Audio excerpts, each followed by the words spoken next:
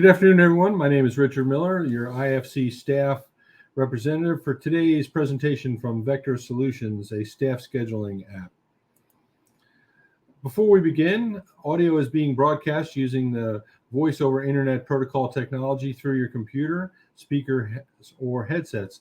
Please make sure that your speakers or headsets are turned on and the volume is turned up. Audience microphones have been muted. If you're experiencing any technical difficulties, please contact IFC support via the chat function or email to webinars@ifc.org. The chat, Q&A, and the handouts are preloaded for today, so please take advantage of the handouts provided by Vector.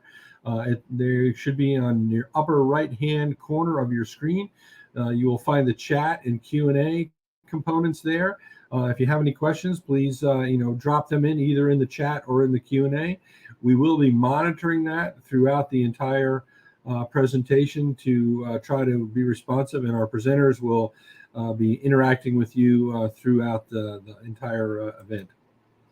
And again, thank you to our presenter, Vector Solutions, in a partnership with the IFC to provide relevant information for the fire service. And again, my name is Richard Miller. I'm a retired fire captain out of Fairfax, Virginia. And I'm going to introduce our two speakers today, Robbie King from Solutions Engineer from Vector Solutions with past fire service experience, and Brad Lyon, the subject matter expert for Vector Solutions, also within the fire service. They're going to be our great hosts and provide you with very relevant information on this emerging topic that we're going to be talking about today. So, Robbie, I'm going to pass it over to you, sir, to take over. I appreciate it, Richard. Always great to see you, and I appreciate everybody taking the time to join us today. One of the neat items that I get to do is to work with amazing people like everybody at the IFC and the people who are in attendance, but also having a great cohort with Brad Lyon with me today. Like Richard was saying, we both come from the fire service. Brad comes from the West Coast. I'm from the East Coast, like Richard. But the great thing about all of this is our purpose today is to talk about a scheduling app designed for the fire service, but by the fire service as well. But before we get into the nuts and bolts of today's topic, I wanted to talk a little bit about what our mission is. We all have mission and vision statements, and what I think is really appropriate is how all of our missions are pretty much aligned together. You know, ours is basically we want to make you safer, smarter, and better so you can do that mission statement to your community. So with that in mind, I love this thing, being safer, smarter, and better, because it resonates back to our purpose, taking care of our most important asset, our people, making sure that they're trained with Vector LMS, making sure that they're able to be able to handle those situations with Vector Evaluations Plus. The equipment that they have is all appropriate, and it's ready to be used. And that's with Vector Check It to make sure we can deliver and have people on duty with Vector scheduling. Really helps out. So we love being able to partner with agencies like everyone today to be synchronized in that area, just to make sure everybody gets home accordingly, nice and safe. We do work with a large number of agencies across the United States currently, and it's ever growing. Over 5,000 different agencies. We have some here on the map, but we've done over 35 million course completions so far in the little over 20 years that we've been as an organization. To me, that is profound. And the reason being is we're able to really continue to help and take care of everyone. So no matter which one of our many products that we have, and here today we got 8 of them up there on the board, but outside of CAD, we really have a great products there for you to use. I want to get to the heart of the matter, Brad. I'm not sure about you, but I'd rather get over this required stuff and get into today's topic. Is that okay with you? Sounds great. Sounds great. Awesome. So today I thought we could talk about together, Brad, is talking about have improving communication with a native scheduling app, be able to easily check schedules with a focus in on really trades and time off requests.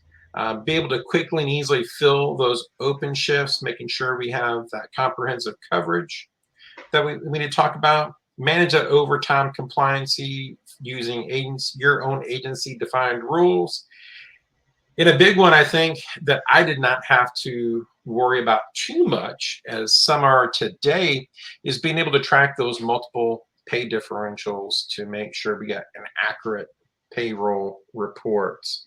And then at the very end, I got a couple of questions for the group, and maybe we'll get Richard back on as well. We'll see how it goes. But to begin with, Brad, I figure I'd take over and talk about how we communicate using that native app. And for me, one of the things that I missed out before I retired was having everything at the palm of my hand, right? I didn't have the opportunity to take care of things. I would grab time off requests and everything else, put it in my Tahoe on the front right seat, head back to headquarters to get it taken care of or deliver it to the battalion chiefs. And somewhere along the way, I don't know how, but I'd end up losing some. Now with having a mobile app, you're literally taking care of everything right from the palm of your hand. We're being super focused on taking care of our guys and gals. And that to me was really important in there. So when we look at having the app at our fingertips, there is a quick view of it. I do want you to know that we do have an app that's designed for us, by us, for an Apple and Android devices. Probably 99% of what everybody's carrying in the field right now, sir. So, and there's no additional costs for that. It's just part of the package that we offer, but it is secure. You have your own username and password. It's gonna be the same one to get into the learning platform or into the web-based version of everything. But we can also set it up for two-form authentication as well. The nice thing about it is scalable. And the reason I say scalable, Brad, is I know you already know this, but you're able to be on your phone, you're able to be on a tablet or the desktop experience all at the same time. We're not bound by sometimes some of our reporting systems out there that I was accustomed, you can only have so many people on there at a time. We want you to use the system. That's what you're buying it for. So we want to make sure that you can use it the way you need to see fit, not the way we think you should see fit. I do want to talk about, when I think about communicating, one of the things I think about communicating with that native app is being able to see when I'm supposed to be at work, who's going to be on duty. If you make a change in any of our applications, it sends it out globally. So you don't have to ever worry about a versioning of things. So we can click on the one on the right there for upcoming shifts, or we can look at the view roster. What I thought we'd do is look at the upcoming shifts. This one here is just showing everybody how we have those next 10 shifts listed. It's letting me know the dates, the times, where I'm going to be working at, and what my expectations are. If I had vacation, it would be listed there. If I had sick time in there, it'd be showing up there. If I was out for training, it's all going to show up there. Whatever color code you decided to use, those will show up there as well. So those are the kind of things that I like about. This can also be synchronized to a Google Calendar as well, so you can share it with your loved ones. So hopefully when people are making doctor's appointments, they can see, oh, I'm at work and I can't help out during those times. But when we want to look at the crew scheduler, it's all right here. And this is resized based off of the size of your device. So this is my big Samsung device, not their tiny little iPhone there, Brad. So I can see on the left-hand side where everybody is at, and there was people in the time off.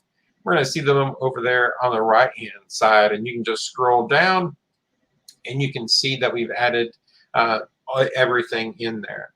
The nice thing about it is whatever the color code you want, that's where this is. These are just what Robbie came up with, different from what Brad or you may do, but just making it nice and simple to be able to see the ins and outs of everything. When it comes time to letting people take time off and all the rest of those things from the mobile device, in this scenario here, let's say Tim calls me up, I'm the on-duty battalion chief, and says, hey, I need to be off on sick leave. I can't come into work. So all you simply do is bring your finger or your thumb over there to the person's name and drag them, drop them into time off. The nice thing about that is you use the time off codes that you currently enjoy. So I did here, it's sick and sick regular. So if you have subtypes, not an issue with us, have as many of those as you want. And you put the notes in there as well. So Tim lives down in sunny Florida, where it's actually raining right now. But it's too sunny outside to see coming in, and we advise them, bring a doctor's note. So it's all listed in there, and we can keep track of all of that information. But if there's safeguards in place, we're able to really to come back in there and push those out on the mobile side. So here, Tim doesn't have enough sick leave. And in Florida, in Georgia, probably there in Oregon as well. If you call out sick, I can't make you come into work. Doesn't mean we have to give you a job when you come back to work. But we can give you that time off, and we're going to allow it. The other way is people can put in a request. And we'll talk more about that later, but you simply put the information in there. So here from the mobile app, we go to time offs and go to process requests, and we're going to be able to see. So this green is where we've processed previous ones, and that where that red arrow is pointing lets us know it hasn't been handled yet. We simply click on it, and we can see all that information. So we can see that we're requesting time off for a doctor's appointment. We can click on approve or deny. I love the acknowledgement, Brad. Someone puts in a vacation request in there. You and I both know we're trying to get everything aligned. At least they can let me know that you're looking at it. You can click that button, and the person gets a notification saying, hey, we're looking at it. We're going to click approve. We come in here, we can finalize everything, including add that admin note in there, receive doctor's a note, whatever it may be, and it's all taken care of. And when you do all this, it's going to get pushed out to the crew scheduler, and everybody is being updated. And that's what I like. I don't want to do multiple steps and things.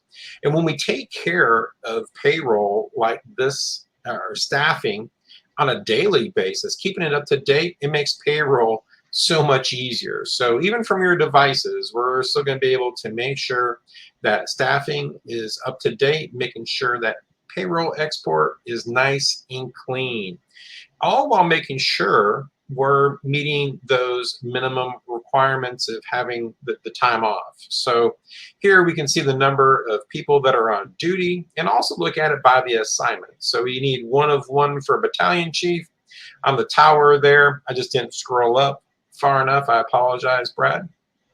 But it's 4 of 4, and you can see all of that right from your mobile device. So lots of views, lots of ways to see all this. But what the amazing part about this is, from the very beginning this company was built, it had a mobile app. We're providing that desktop features, that mobile experience. And that's what, to me, resonates with all of this, because we're expected not to be sitting in an office like we are today, Brad. It's really about being out in the field, being able to take care of business, along with sending those notifications out there. I didn't put that on there because, well, I didn't want to, Brad. It's okay. It's so basic, but we can send those alerts out to people, have them respond back, and it's all being recorded in the system. So there's transparency and accountability that I think we all like to see. I wanted to see if you would talk a little bit about managing trades and time off requests. Is that something you can do? Yeah, absolutely. Absolutely. So the nice thing about with either from the desktop or the mobile app as well is you have the opportunity to, whether you're the end user of requesting trades and time offs, or you're the admin or supervisor that is the one doing the ability to either approve or deny those trades and time offs. You don't have to be in front of a computer to actually be able to do that, which is really nice. those growler notifications and push notifications come into your phone, you're able to open that up and you'll be able to see if you're going to be, approve or deny those time offs and trades. So again, making those requests and things like that from the app or from the computer make it so much easier. I mean, than filling out a piece of paper or, trying to find the right person to get it to, and getting seen in a timely fashion. And the nice thing about it is in the system, it gives you an opportunity to dictate not only the approval and denial process, but also who does it go to. You can choose. Some departments like to allow for individuals to select the admin it's going to go to. Maybe they select multiple admins, whether it's time off or a trade. Maybe they want it to route to a specific on-duty personnel, and if not seen in a timely fashion, then gets routed to another individual. Or maybe they want it to go to direct supervisors where people can be under multiple supervisors, and it goes directly to that individual for that approval process. All that information you'll be able to see, excuse me, with those, as you can see over on the left-hand side, with the little suitcase, which is for the time off request. That being there's a number 1 there, that means that there's a request that needs to be approved or denied, and it's just in there pending. And then there also the back and forth arrow on the left-hand side there for the trade process as well. If you want to go ahead and go to the next slide, Robbie. Thank you, sir. In the process requesting areas for processing time off, you're able to see all of the pertinent information in there, who it came from, who it's going to, the time off types, if it's still pending. And I like how you talked about that acknowledge button over on the right-hand side, the little thumbs up there, the ability to not necessarily approve or deny it yet, but just to at least to acknowledge and give that person that notification that it's been seen, but it is still in the process of being approved or denied. But again, all that pertinent information is in there in that process time off request area to be able to be viewed. And, as we were talking about exporting reports, if for whatever reason you need to export time off requests, leave requests, you can export a report out for that as well from the system as well. So being able to not only see all that information in the system, but actually being able to pull it out as well. And if you're still old school, as you can see on the very right-hand side, there's a little printer over there that you can actually print off those different requests in there. So some people still like to keep a paper trail, and hey, I'm all about that because I'm still pretty old school too. I store a lot of stuff in my phone and notes and activities, but I still have my old Post-its that I have stuck on my screen for my computer for things like that too. So I definitely understand.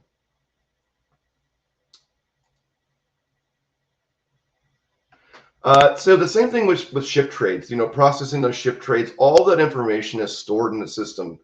Some nice things about, about the shift trade module in the system itself is, again, just like time offs, you can decide the routing. Do you want them to choose the admin that it goes to? Does it get, routed to a specific on-duty supervisor? And again, if not seen in a certain time, then it goes to somebody else for approval. As you can see from this screen here in the upper right corner, there's a little add button up in there. That's for supervisors. Maybe that your department requires the 2 individuals that have come to an agreement for a trade have the supervisor put the trade in for them. And then it's the same process of automation. Once the admin hits that add button in the upper right corner, they can add the 2 individuals in and the automation takes over. But just like with the regular trade request, when it goes in for approval, that they send it off to one or a group of individuals. It only takes one person to accept the trade request. Maybe there's some parameters in there that they have to meet for the trade to be legit. Then it goes to a supervisor for approval. And just like the time off portion, all the automation takes over. The system updates the scheduler. The system updates the time off calendar. It updates the person's personal calendar. And again, like you mentioned before about the personal calendar, is it's so important that they can tie that to an outside personal calendar that their significant other or loved one can see, so they can schedule those camping trips and those vacations or the birthday parties and things like that. So, and then the last part I want to touch on just really quick too is that trade ledger. Everything that's done in the system is for trades is tracked with that trade ledger. So there's no, I traded with you, Robbie, and then 6 months down the road, you asked me for that payback, and then I already told you I paid you back, and you said no, I did not. We can track all that information in there so that I can say, no, this is right here, Robbie. You still owe me a 24-hour shift, and there's no argument. And then that way we can continually trade with confidence, knowing that that information is being tracked digitally. It's nothing that can be manipulated by anybody but super admins, and there would be really no reason to do that. And so it avoids the he said, she said stuff, and make sure that you and I still stay in good compliance as work partners, and continue to trade, to give each other, the individuals, time to go do things they need to do, rather than using up their vacation time. Or if you don't have any more vacation time and you're relying on those trades until your banks get renewed in the system. I think that's a really important process. I'm not going to lie to you, Brad. One of the common complaints we always had was seeing that ledger. That would have been a big savings for us, in trying to keep the personnel type conflicts down. Absolutely. And like you said, and you can see it up there on the board. It's clean and quick. I don't have to be in front of a computer. I've got that full functionality of that mobile app, or if I have a tablet, anywhere I have an internet connection, I can put those requests in. I can see what and just to touch lightly, the system is meant to be based on roles and permissions. So what you can see and what you can do. And so, it really keeps that I like to call it less hands in the cookie jar, that it keeps the admin as the ones that are the most important to be able to do most of the information in the system. But I, as an end user, can still go in and see and request and view, not only just from the personal computer, but from the app as well.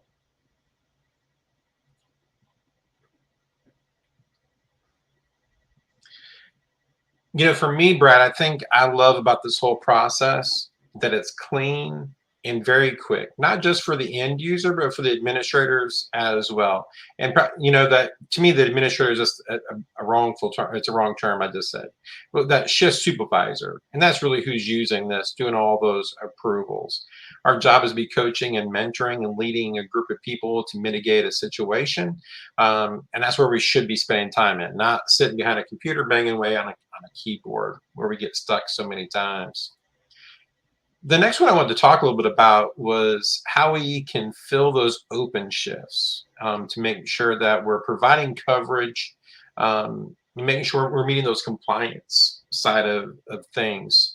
And so as we look at that, Brad, I want to make sure that every agency has their own set of rules, whether it is done by a policy, collective bargaining, memorandum of understanding, whatever term you want to use. We want to make sure we can follow those types of things. So we want to make sure that we can identify those openings quickly and easily, and fill those items as well. So what I wanted to share here with you is I put some purple arrows next to these open slots, is how we refer to them.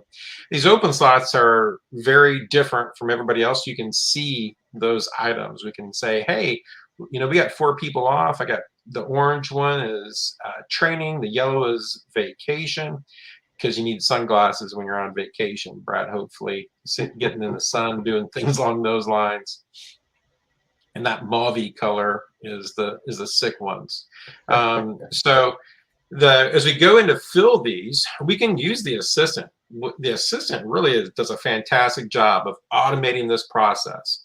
Here, I've slowed it down to where it's showing me what it wants to do, but it could be set up to run up to 3 times a day, nothing to worry about.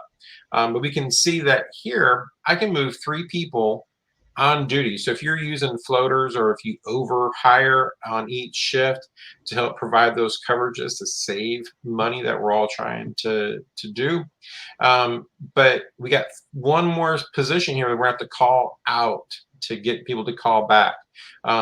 It can do all of these things based off of your rules, including specifying that, hey, this top one, I need a lieutenant who also happens to be a paramedic as well. So if you have those shared qualifiers, we had ALS engines, we had specialty rigs where everybody had to be a hazmat tech, everybody had to be part of the tech rescue team. Those can all be configured into the system in the assistant module can figure all that out with you as well. So when you have those items, you just click on the open slot and we're going to fill these positions. A little hard to see, so let's blow this up a little bit. It grabs all the open slot information, the start date, the end date, when you want it to get filled, how long you give people. Brad, that time there is just what I put. Some agencies do 10 minutes per person, whatever you want to do, but we can do by minutes, hours, days, we don't care how long you want to do. But we're looking for a lieutenant that's hours based. And I was cheap. Besides being a cheap person on my own accord, but I was a cheap chief officer as well. So tier 1 for me was I'm calling my drivers who can ride up, then my lieutenants, then my captains who can ride down. And the people where it says here that have been excluded, it's probably because they're already working, already on vacation, on sick, at training, whatever the excuse may be, or they just don't want to work. It marks them out so we can keep track of those things. And that transparency is so important, but we want to make sure that we're filling these open slots based off of your requirements to make sure that we're preventing grievances, that we're giving people an easy way to see where they stand in all of these processes. But we're going to make it simple for the shift supervisors to get those things filled, all while making sure that we're taking care of those items. And that to me is just as important as getting the job done, but making sure it's easy for everyone as well. You want to talk a little bit more about managing overtime? Yeah, absolutely. Absolutely. So with managing overtime, especially like you were saying before, you know, you want to make sure you're calling the right list for the right job, but also, you know, if you're trying to manage your budget as well, obviously people that can ride up are a little bit cheaper than the people that are actually holding those positions. So when you're creating this, you're taking your lists in the system, you can have, you know, you'll have your singular lists, and then you can create your tiered effect in the system. And like what I mean by that is if it contacts the first list and goes unfilled, then I want it to contact this list and then this list, and you can dictate the parameters of the people that it's contacting in those lists. So it's only, again, calling the people that are qualified to fill that position, whatever those filters in that may be. And then the rules to apply, you know, how do you track your adjusting your rankings? Are you a simple Rolodex based where, you know, you take the shift and you move to the bottom of the list? How do they move? Do they move if they only accept the shift, if they accept or deny, or based on contact? Do they move if they only take, you know, less than 4 hours? And all those rules can be applied, whether it's a Rolodex style, an hours based of least to most. And you may even have that special detail in there where your most senior guy on a static list is always offered that OT first before the new rookie guy who's only a year into his career and hasn't earned the right to be offered that sweet OT yet for those special events where they might get paid a lot more money based on, you know, what they're doing. So, but yeah, you know, using those rules in there with those approaches, and all an approach means is you're just taking the list that you've created in the system, creating a pattern to follow for those callbacks, whether that be a single list or as you're seeing on your screen now, or that tiered effect. Thank you, Robbie, for that lieutenant position. So the right person, you know, for the right job, and that's how you'll set those approaches up. You can edit those and things like that, but again, and as we talked about, thanks, Rob. We can go to the next one. The rules to follow, and as you can see, is it a standard rotating list? Maybe you have an accumulating Rolodex list where a person has to accumulate so much time before they move. The accumulation based itself, which is an hours based, and you can actually dictate how that is applied as far as the setup. Most people do it from least to most when they're setting it up, which is how it follows. But the ordering process, you know, Most people do it based on seniority when they start the list and everybody's at 0. Some people may do it in reverse where they contact the most junior person first before they get to the most senior, or a turns based. And then last but not least, that static opportunity where, it's only if you needed to adjust the list, it's maybe only a manual adjustment, or, you've got the seniority based and some other opportunities in there that are not as widely used, but it's still used by departments in there. So we do have the opportunity in there, maybe by employee ID number, or even some type of a randomistic lottery and things like that. So lots of rules in there. You can have multiple rules. Maybe one time you call back a list and it follows a certain rule. Maybe when you call that same list again, you're going to use a different rule. We put you in the driver's seat and put all that customer facing so that you can set it up to mimic how your department functions. And it used to be back in the day when I first started with what was formerly was CrewSense. It was a global rule and it was set up in the back end. It wasn't very customer facing or very user friendly. Now we have it to where it's all customer facing. You get to dictate how that works and apply those rules within your system. Hey, Brad, I just got a question that came up, and I think you answered it, but I just want to make sure we cover it again. The question is, can we have multiple rules of different types, or does it have to be multiple rules of the same type? Yeah, you can have multiple rules of different type, and if you're meaning about different as far as how those apply those rules to those different lists or those approaches, if that's where you're going with that, Robbie, yeah, absolutely. And the thing that's really important when you're creating those rules, just so you know, because it's always going to ask you to give it a title. If you have certain rules of the same caliber, like hours based, make sure when you label it, you say hours based on contact, hours, if you have different ones. So if you have to apply that rule, you're not selecting the wrong rule. And then when I was contacted, I figured, and I denied it, I figured I wouldn't have hours added to my bank, but you selected the wrong rule based on contact, and now my bank has hours added into it. So just be aware you can have multiple rules, but just make sure you label them distinctively so that when you're selecting the correct rule to apply. If you have multiple ones, you're selecting the right one. I'm just being nosy now. So I would have used hours based, trying to get that cheapest hire, who doesn't have any overtime this pay period, this pay cycle, whatever that rotation may have been. And I would have used turns based for my part-time and side hustles like honor guard, teaching, those kind of things, making sure we're being fair and equitable. What did you all use in Grants Pass? Back in the day, we were a standard Rolodex, and literally we were using a Rolodex. You remember those, but the thing was, we didn't have, it didn't keep it fair and equitable. You'd have that one captain that had that favorite individual on his shift. And even though I was above that person, he would end up handing it out, and it was not fair and equitable opportunity for overtime, which can cause grievances, can cause animosity between employees, and things like that. This system eliminates that because it keeps it fair and equitable for all parties. Meaning, if I'm at the top of the list and I get offered the overtime, if I am available to take it, I take it.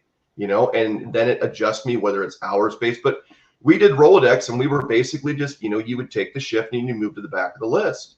And so, but there was no way to, I guess, for lack of a better terminology, keep an eye on that Rolodex list. And so there was ways that they could be easily manipulated rather than a digital system here now where the system does the work for you. When the callback closes, the rotation is updated automatically in the system so that those rankings stay and give fair, equitable opportunity for overtime.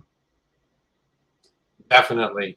I'm sure you're the same way, where you notice that some people's Rolodex card had been moved several times because they knew, if I call Brad's going to take it. So we got to make sure we can follow the rules there very much. Absolutely. And no matter which way you do it, it doesn't really matter. We're just grateful that we're able to use a system that follows our rules, not ours as Vector Solutions, but your agency rules in there as well. So this one here is kind of to me, this wasn't an issue. I had one person who worked between multiple, he was with the fire department, but his pay came from multiple departments within our county.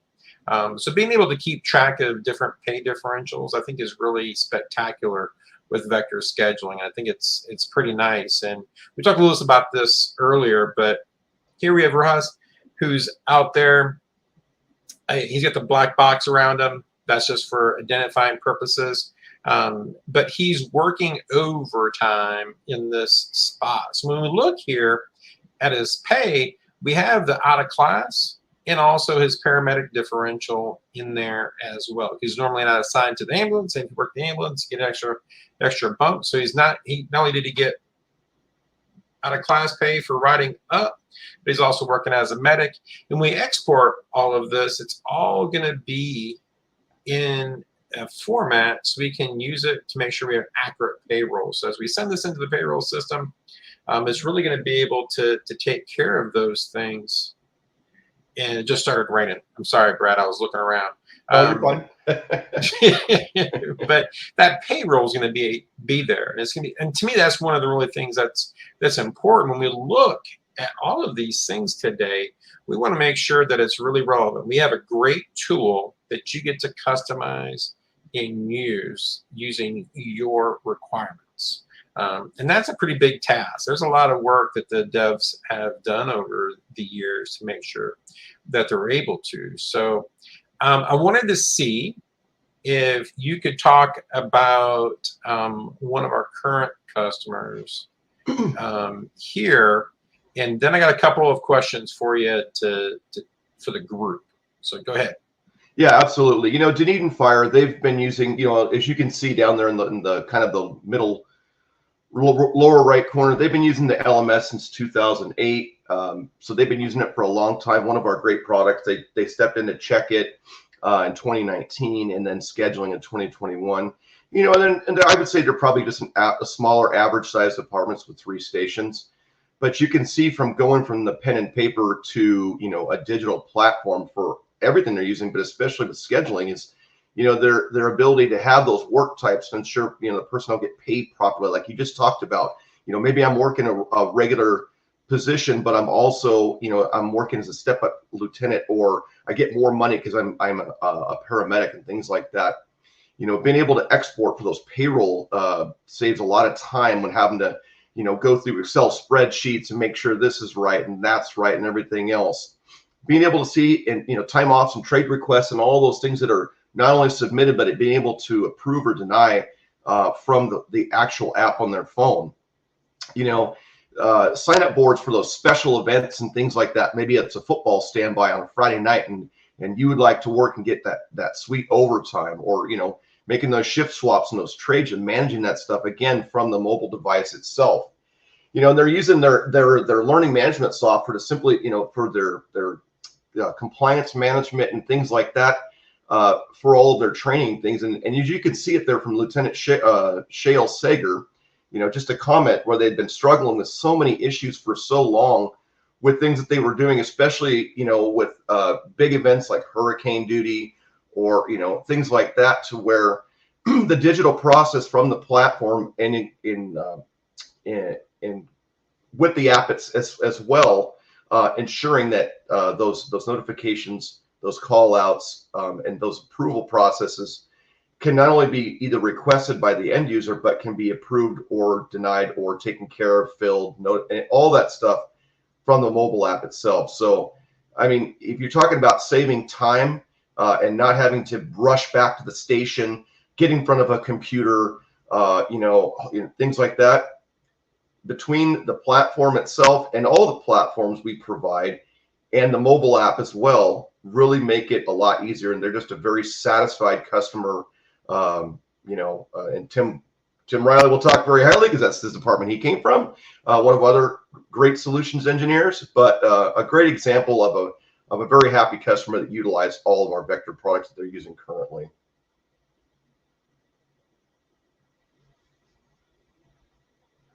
You're muted, Robbie. I had good stuff there. I love that you brought up Tim on there as well, Brad.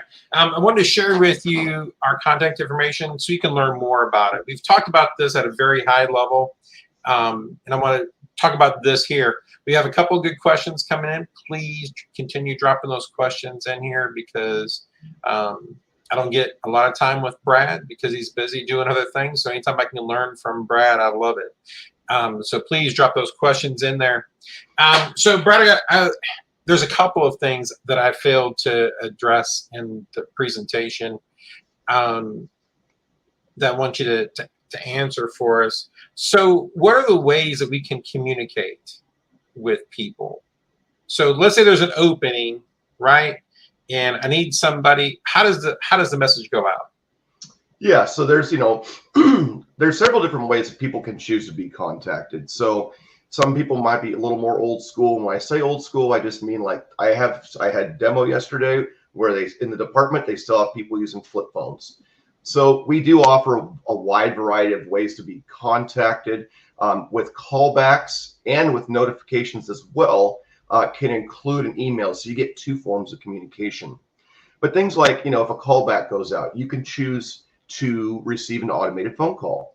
And that phone call comes from the same number every time. So if you program in your phone, you'll know when overtime's coming through.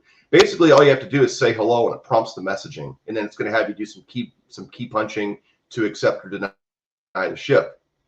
You can choose to receive a text message, which comes with a unique ID number attached for that callback or notification. You simply type that number back in and a space yes or a space no for the callback. You type the number in for the notification itself and then a space and then whatever message you would like to reply back from. But as we know, and we've talked about it since the beginning today, we talk about that wonderful app that you can download for Android or iOS. Simply being able to open up that app itself, click on the specific icon, and with callbacks, it's that big $sign. You just simply open up that callback and it's a big green button to accept or a big red button to deny. If it's a notification, you can open up that notification board and you can simply type your message in just as though you were texting back with somebody as well. So those notifications and, so with the, people can choose what they want or departments can dictate how you will be, they'll say, well, no, we're going to use the app and that's how it's going to be. So either you allow your users to choose how they want to be contacted, which also gets supplemented with an email as well, or as a department administrator or supervisor, you can go in and say, no, this is the policy. This is how we're going to dictate contact methods. Because if you're going to be utilizing the system, you want to use the best opportunities out there. And that app is the best as far as, making sure that people get contacted appropriately and for them to be able to respond back, whether that said it be a callback, a notification, and things like that. So continuing on with that, so we take that opening beforehand. People make themselves available for overtime or unavailable for overtime. So if you don't want it, you're not getting called. So we're not mass bombing everybody of overtime details and those kind of things. It recognizes when you're at work. So it's not going to call you, or if you're out on vacation and you can't fill a vacation, you can't fill a spot when you're on vacation. I guess you technically can turn it off, but you generally don't. So I love those sets of features. So we're not spamming people or bothering people when they're off when it's not applicable. And when you can set it up to where you do the mass notification and then you say, yes, I'm willing to work. Brad says he's willing to work. And then it can sort based off of our timelines. Or works like fantasy football. Brad's on the clock for 2 minutes, then it goes to Robbie for 2 minutes, and it continues going down there. So it's a pretty neat process to make sure that we're not bombarding people. As we're getting closer here, I also want to make sure we talk about that payroll export. And so Brad, in just a couple of sentences, you want to talk about how we export information. It can virtually go into any other system. Yeah, absolutely. And it can just keep it real quick in a nutshell. Most of the departments that are exporting out of our platform are utilizing our raw customizable CSV file.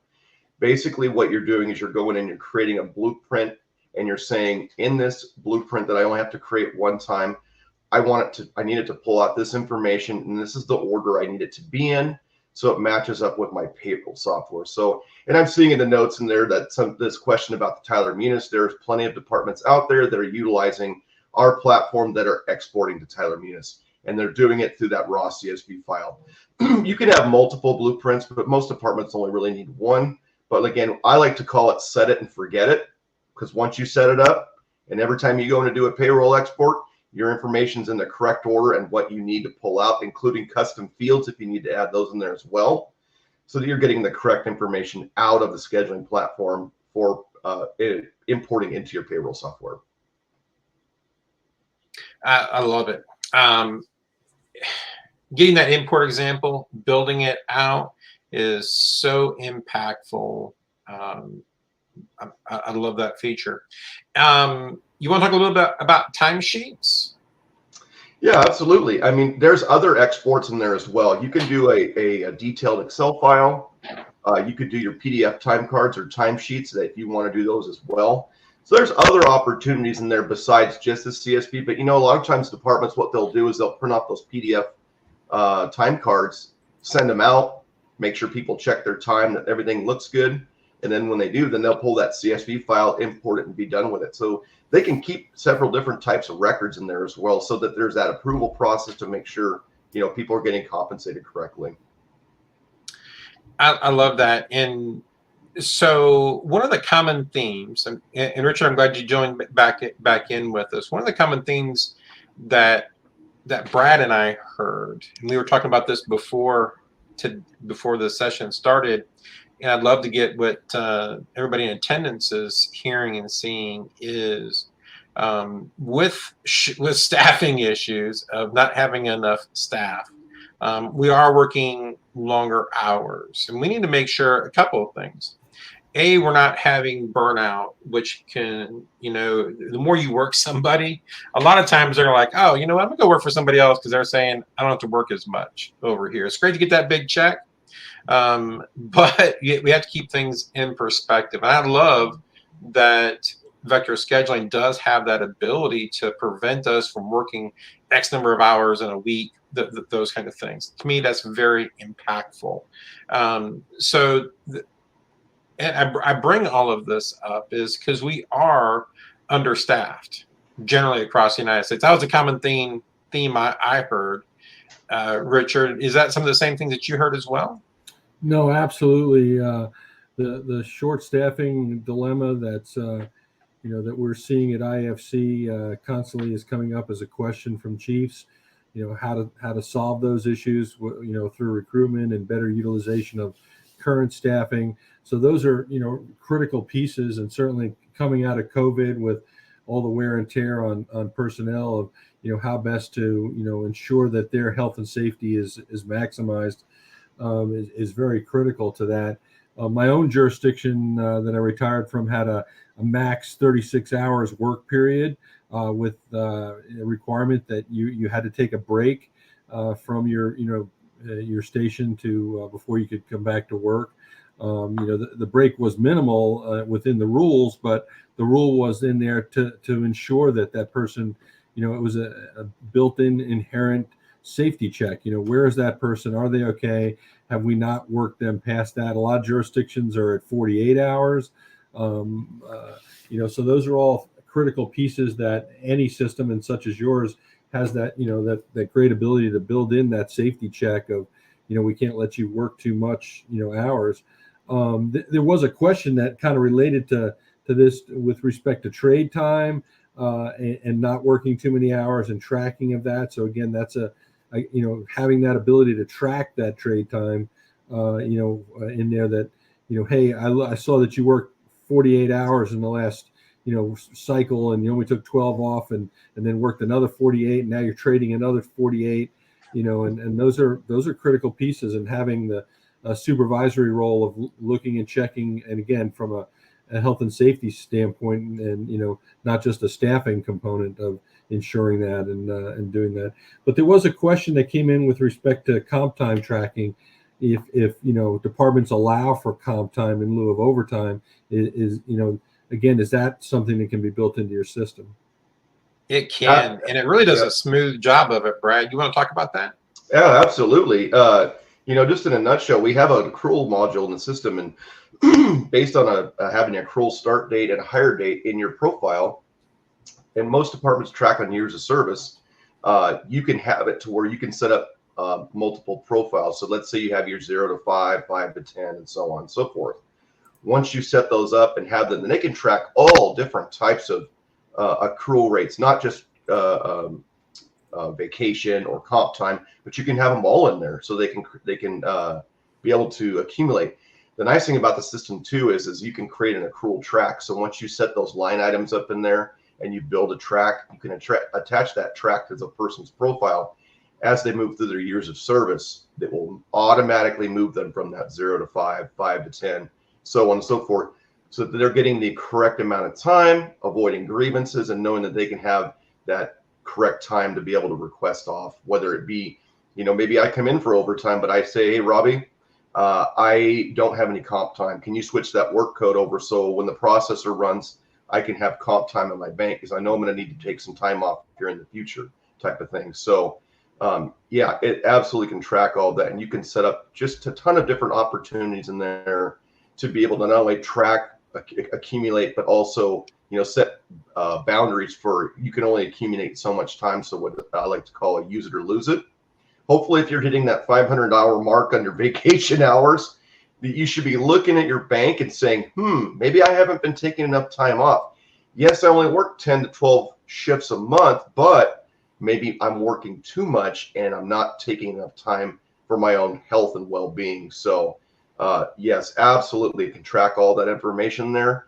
In the system itself, not only can the administrator go in and make sure that everything's set up correctly, but as an end user, you always have the opportunity, whether from the app on your phone or from the computer or tablet, to be able to go in and see what your bank accumulations look like, so that you can make sure you're taking ample enough time off and taking care of yourself, because the job's important, but your health and well-being and mental fitness is the most important. No, that's a really good point, Brad. And you from the West Coast, I probably see this more with the major deployments for wildland fires.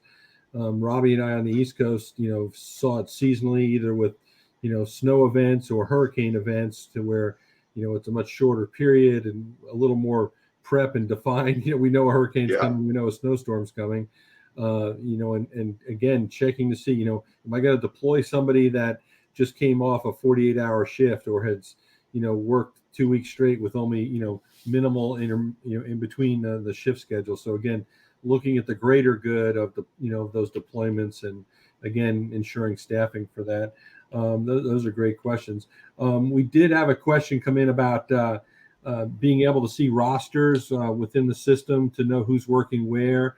Our system allowed us to give you that notice that I may be assigned to a station, but maybe I've been moved up or reassigned, and I know that's something you guys can do also. Absolutely, and there's several different roster views within our within our platform, so that you can choose the right view that that works for you the best, let's just say. And then absolutely, if people get overtime or they get moved around, the system can send those push notifications to let them know that either they've been moved to a different assignment or they've been assigned for overtime that they accepted in the system. And even to a point where you can not only send visual indicators, but also you can write, so I know we're not looking at the screen, but we can right click on their name and you can send a note. I like to send the notification only if I need to send an additional, because not only can I send a notification to the app or a text, but I can also send it as an email, so that again, they get that two forms of communication, so that that the message is getting out there, and then they can actually respond back to you through that notification from the app on their phone or through a text message.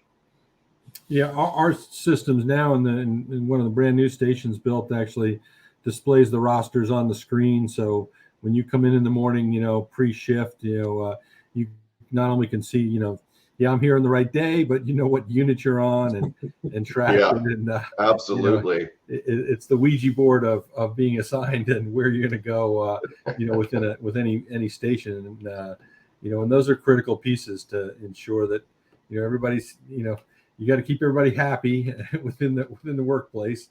So it's a great tool to have ability to look at those rosters and see that. So that's, again, another critical function.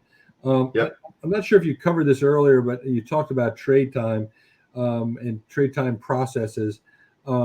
Is there a admin that reviews those process? You and I want to do a trade, and so you're maybe a captain, and maybe I'm only a firefighter. Am I allowed to trade with you, and vice versa? Because maybe that firefighter can't act in a captain's position. So that what are the inherent rules that are built into the system to catch those kind of little anomalies that Oh yeah. Lieutenant to lieutenant's easy, maybe captain to lieutenant, or EMS lieutenant to a fire lieutenant may not work unless Right. you can move that fire lieutenant into a fire position, to allow the EMS lieutenant to swap. So that was one of the questions that came up.